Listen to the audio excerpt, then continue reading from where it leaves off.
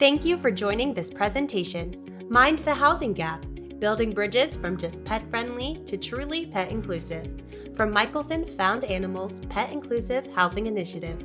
Dr. Gary Michelson started Found Animals in the aftermath of Hurricane Katrina, establishing the first free pet microchip registry to help every lost pet find their way home. With a commitment to continue keeping people and pets together, he turned to the next scalable solution, increasing the availability of truly pet-inclusive rental housing, leading to the creation of the Pet Inclusive Housing Initiative. To invigorate the initiative, Michelson Found Animals Foundation teamed up with the Human-Animal Bond Research Institute, HABRI, to commission research to better understand pet-related housing issues and find the right solutions to help keep people and pets together.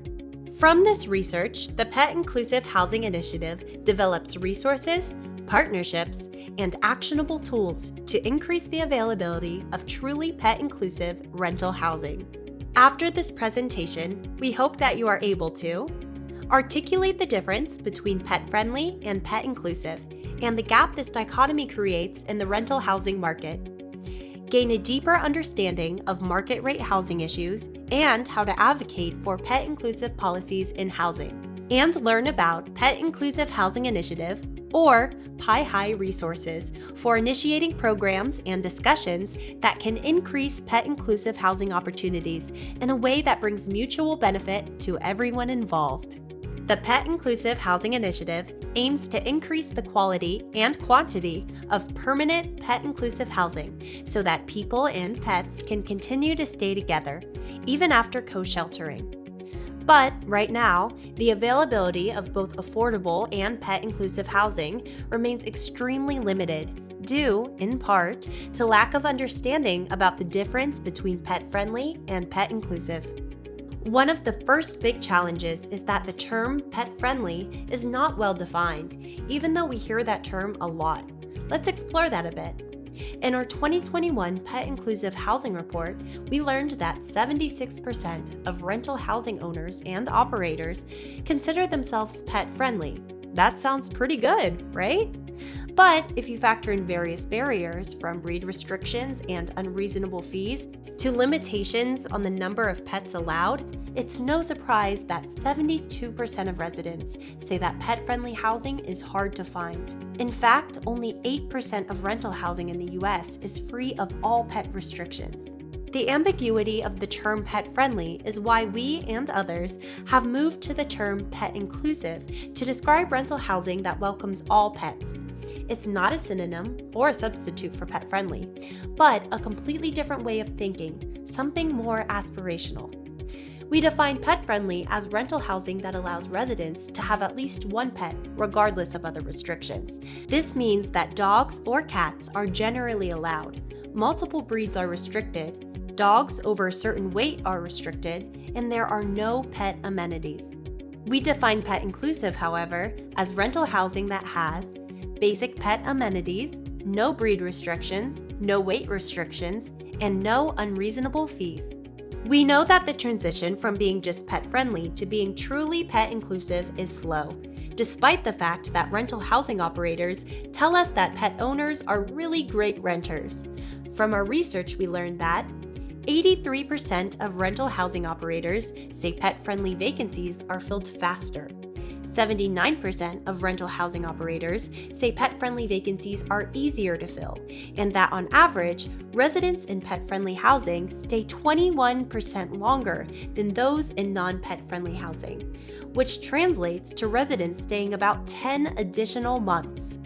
Clearly, pet owners make for great renters.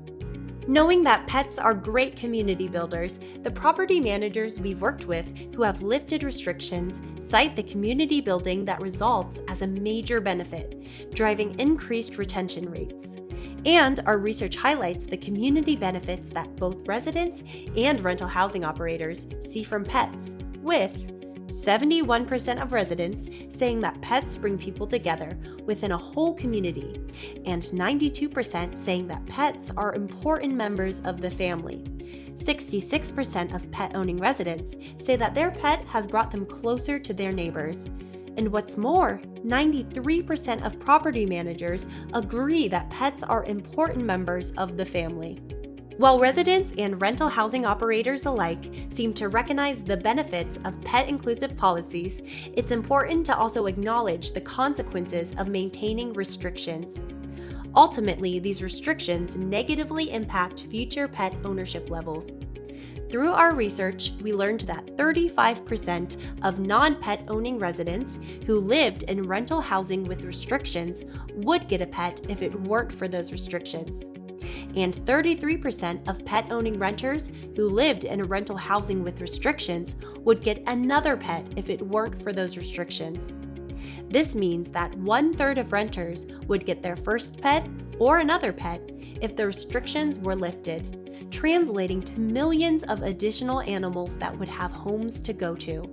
If both residents and rental housing operators seem to acknowledge the benefits of pet-inclusive policies and the consequences of maintaining restrictions, then why aren't more pets allowed in rental housing?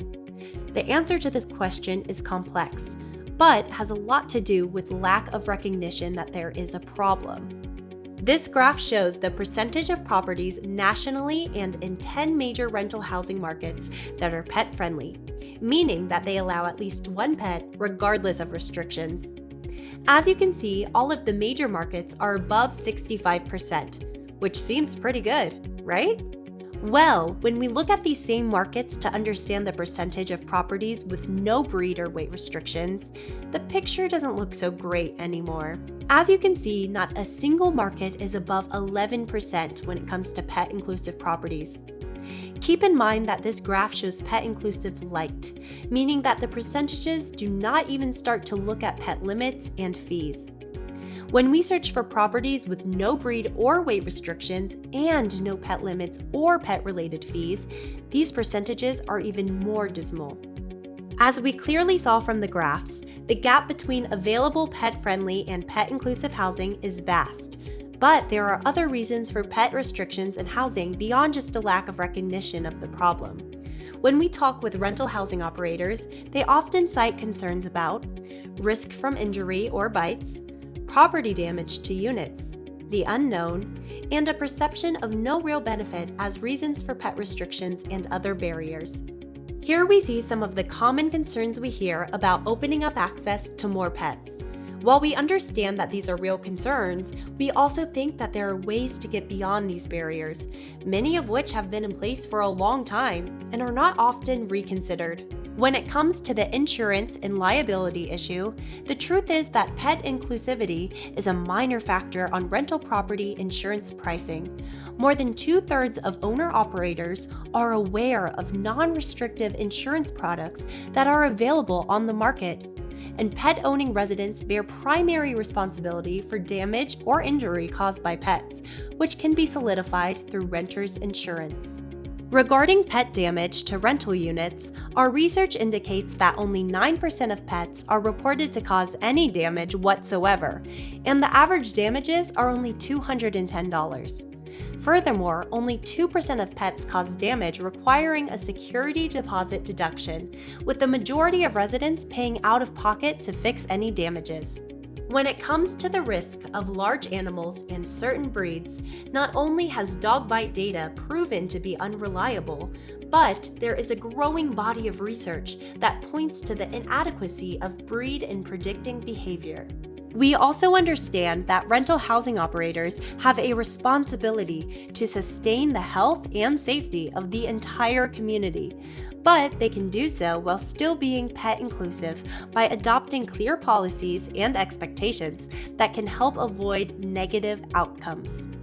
Importantly, there are obvious benefits for rental housing operators to become pet inclusive, including an expanded market, with pets being a renter priority and Gen Z and millennial renters having more multi-pet households than generations prior. Higher retention, with pet-friendly vacancies filling faster and pet-owning renters staying longer. And strong communities, with clear expectations for residents with love of pets as the common ground. At this point in the presentation, we should have an understanding of the benefits of pet-inclusive housing, the negative consequences of pet restrictions in housing, some common concerns from rental housing operators about allowing pets, as well as practical ways around these barriers. But what can we do with all of these insights to make the shift to pet-inclusive housing?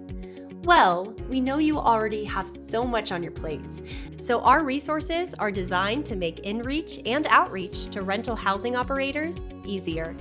Our resources are also great opportunities for volunteers who want to help their communities but may not be able to volunteer on site. A great first step toward increasing pet-inclusive housing in your community is doing in-reach to rental housing operators. This means asking about their pet policies and being willing to listen. Looking to local housing associations for opportunities to hear about their experiences with pets in housing. And considering collaborative adoption and foster events at rental properties as a way of making strong connections with the industry. A great next step towards pet-inclusive housing is outreach to rental housing operators.